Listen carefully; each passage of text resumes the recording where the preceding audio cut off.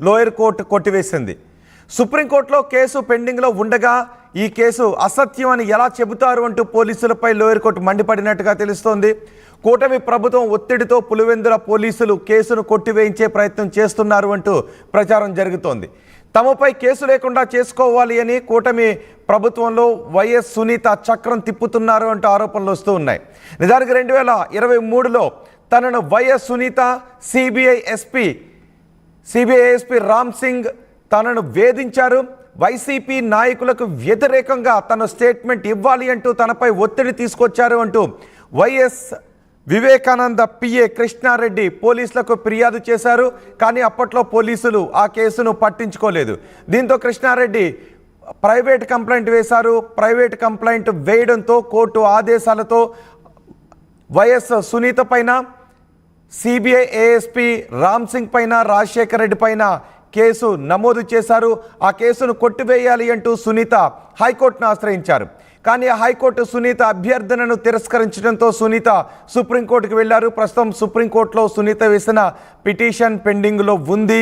సుప్రీంకోర్టులో ఆ పిటిషన్ పెండింగ్లో ఉండగా ఇటు పులివెందుల పోలీసులు కృష్ణారెడ్డి వేసిన పిటిషన్లో సాక్ష్యాలు లేవు, కృష్ణారెడ్డి అసత్య ఆరోపణలు చేస్తున్నారు అంటూ మీరు ఎలా తేల్చేస్తారు అంటూ పులివెందుల పోలీసులపై లోయర్ కోర్టు అభ్యంతరాలు వ్యక్తం చేసినట్టుగా తెలుస్తోంది. దీంతో సునీతకు, పులివెందుల పోలీసులకు ఈ కేసు విషయంలో చుక్కెదురైనట్టుగానే తెలుస్తోంది. మా ప్రతినిధి కిషోర్ ఉన్నారు పూర్తి సమాచారం అందించడానికి. కిషోర్, అసలు ఈ కేసులో ఏం జరిగింది? Thank you.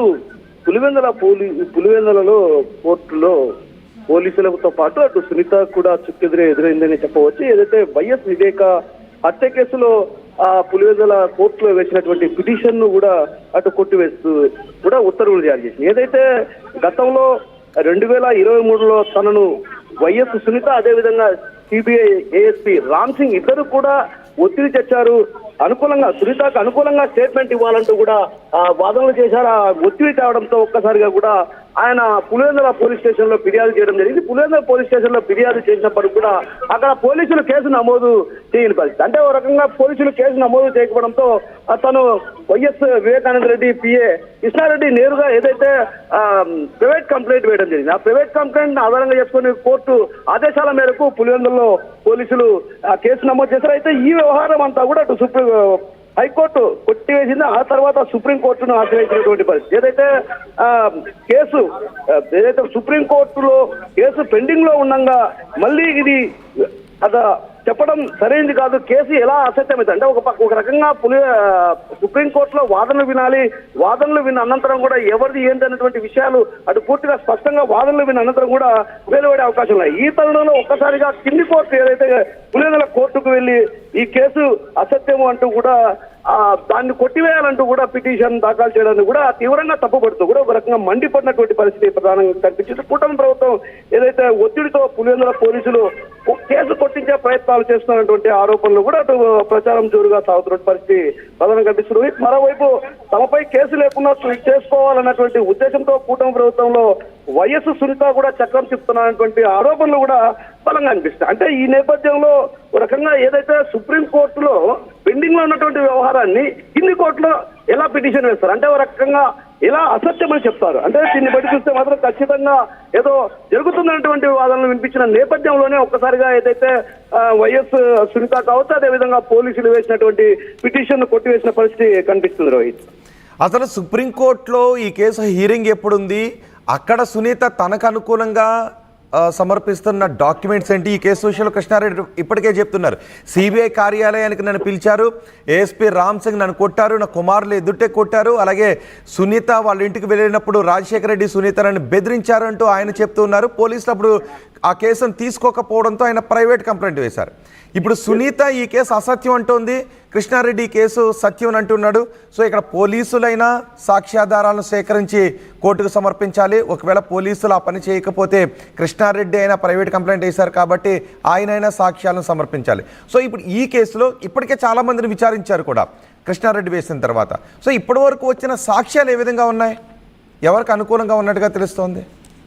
వాస్తవానికి ఎవరు కూడా సాక్ష్యాలు అనేటివి ఎవరు ఇంతవరకు కూడా కోర్టుకు ఇంకా వాదనలు లేని నేపథ్యంలో కాబట్టి ఇంతవరకు కూడా ఎవరు కూడా వాటికి సంబంధించినటువంటి సాక్ష్యాలు అటు కృష్ణారెడ్డి ఆరోపిస్తున్నటువంటి ఏదైతే వాదనలు ఉన్నాయో ఆ వాదనల నేపథ్యంలో కూడా సాక్ష్యాలు ఇప్పటి వరకు కూడా ఏ కోర్టుకు కూడా సబ్మిట్ చేయలేదన్నటువంటి భావన అటు టీడీపీ ఏదైతే వైఎస్ సునీత కూడా వ్యక్తం చేసింది. మరోవైపు సునీత ఇది అసత్యం అని చెప్పడానికి కూడా ప్రూవ్ చేయడానికి కూడా ఆమె దగ్గర కొన్ని సాక్ష్యాధారాలు కూడా లేని పరిస్థితి. అంటే దీన్ని బట్టి చూస్తే ఇద్దరు కూడా కేసులు ఏదైతే ఊరికే పిటిషన్లు వేసుకుంటున్నారో తప్ప ఇంతవరకు ఎక్కడ సాక్ష్యాలు కావచ్చు వారికి సంబంధించినటువంటి పిఏ కృష్ణారెడ్డి తనను బెదిరించారనడానికి ఎక్కడ ఆధారాలు ఎక్కడ ఉన్నాయి, ఆ ఆధారాలు ఏంటి అన్నటువంటి విషయం పైన కూడా వాదనలు జరగాల్సినటువంటి పరిస్థితి ఎంతైనా ఉంది రోహిత్. ఎందుకంటే ఏ వివరాల ఆధారంగా పోలీసులు కృష్ణారెడ్డి చేసిన ఆరోపణలో వాస్తవాలు లేవు అని తేల్చారు?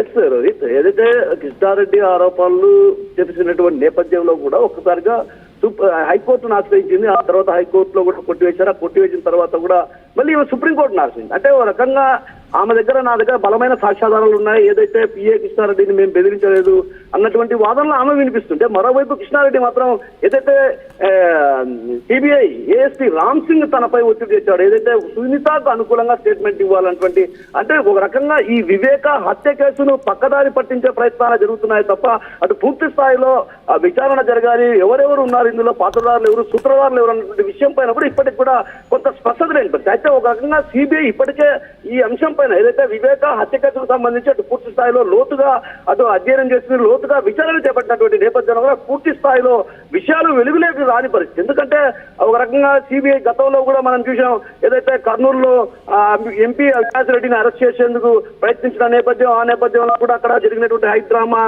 ఆ తర్వాత ఇరువురు కూడా ఎవరైతే వాళ్ళు కేసు పెట్టుకోవడం, ఆ తర్వాత దత్తగిరిని బెదిరించడం, ఇలాంటి పరిణామాల నేపథ్యంలో ఈ కేసును నీరుగట్టే ప్రయత్నాలు జరుగుతున్నాయన్నటువంటి వాదనలు వినిపిస్తే, మరోవైపు కృష్ణారెడ్డి వేసిన పిటిషన్ మాత్రం ఖచ్చితంగా తనను బెదిరించారు అని ఒక రకంగా పోలీసులకు నేను ఫిర్యాదు చేస్తే ఆ రోజు పోలీసులు కేసు నమోదు చేయలేదు. అయితే 2023లో అప్పుడు 2023లో కేసు నమోదు చేయలేదు కాబట్టి తాను కోర్టును ఆశ్రయించి కోర్టు ద్వారా నేను ప్రైవేట్ కంప్లైంట్ వేశాను. ఆ ప్రైవేట్ కంప్లైంట్ ఆధారంగానే చేసుకొని ఇక్కడ ఏదైతే వీళ్ళు కేసు నమోదు చేశారో ఆ కేసును కొట్టివేయాలన్నటువంటి వాదనలు వినిపిస్తున్న నేపథ్యంలో కూడా సుప్రీంకోర్టు అటు పూర్తి స్థాయిలో ఏదైతే దీనిపైన క్షుణ్ణంగా అటు వాదనలు వినిపించిన తర్వాత తీర్పు ఏదైతే తమ వాదనలు విన్న అనంతరం కూడా సుప్రీంకోర్టు ఏమి తీర్పునిస్తుందో ఏదో తెలియని పరిస్థితి. ఆ నేపథ్యంలో పులివెందుల కోర్టు మాత్రం దీన్ని మాత్రం పూర్తిగా కొట్టివేసిన పరిస్థితి ప్రధానంగా కనిపిస్తుంది. అయితే ఇప్పుడు పోలీసులు ఈ కేసును క్లోజ్ చేయాలి అని భావిస్తూ కోర్టుకు వెళ్ళిన నేపథ్యంలో కోర్టులో పోలీసులకు చుక్కెదురైన పరిస్థితి కనిపిస్తుంది. అంటే ఒక రకంగా ఇక్కడ పోలీసులకి ఇది అవమానకరమైన ఘటనగానే భావించాలా? 100% రోహిత్. ఎందుకంటే మనం ప్రధానంగా ఇక్కడ గమనించాల్సిన విషయం ఏంటంటే, ఒకవైపు సుప్రీంకోర్టులో ఆ కేసు హియరింగ్ రావాల్సినటువంటి అవసరం ఉంది, వాదనలు వినాలి, వాదనలు విన్న కూడా ఎవరి సాక్ష్యాలు ఏమున్నాయి, వాటికి సంబంధించినటువంటి సాక్ష్యాలు ఏమైనా సబ్మిట్ చేశారా, అవన్నీ చూసిన తర్వాత సుప్రీంకోర్టు తీర్పు ఇస్తుంది. అయితే ఇక్కడ ఉన్న పరంగా ఏదైతే సుప్రీంకోర్టులో పెండింగ్ లో ఉంది, సుప్రీంకోర్టులో పెండింగ్ లో ఉన్న సమయంలో అది అసత్యం అంటూ కూడా ఒక్కసారిగా కూడా కింది కోర్టును ఆశ్రయించడాన్ని కూడా తీవ్రంగా తప్పుపడుతున్నారు. అంటే ఓ రకంగా ఇది పోలీసులకు అది సునీతకు కూడా ఘోరమైనటువంటి అవమానంగానే చెప్పవచ్చు. ఎందుకంటే ఇది సుప్రీంకోర్టులో ఉండగా వాళ్ళు అసలు పులివెందుల కింది స్థాయి కోర్టుకు వెళ్ళడమే పెద్ద తప్పన్నటువంటి వాదనలు కూడా లేకపోలేదు రోహిత్. రైట్ కిషోర్, పులివెందుల పోలీసులకు లోయర్ కోర్టులో చుక్కెదురైంది. వైఎస్ వివేకా కేసులో పులివెందుల పోలీసులు వేసిన పిటిషన్ను పులివెందుల కోర్టు కొట్టివేసింది. సుప్రీంకోర్టులో ఈ కేసు పెండింగ్లో ఉండగా ఈ కేసు అసత్యమని లోయర్ కోర్టులో పిటిషన్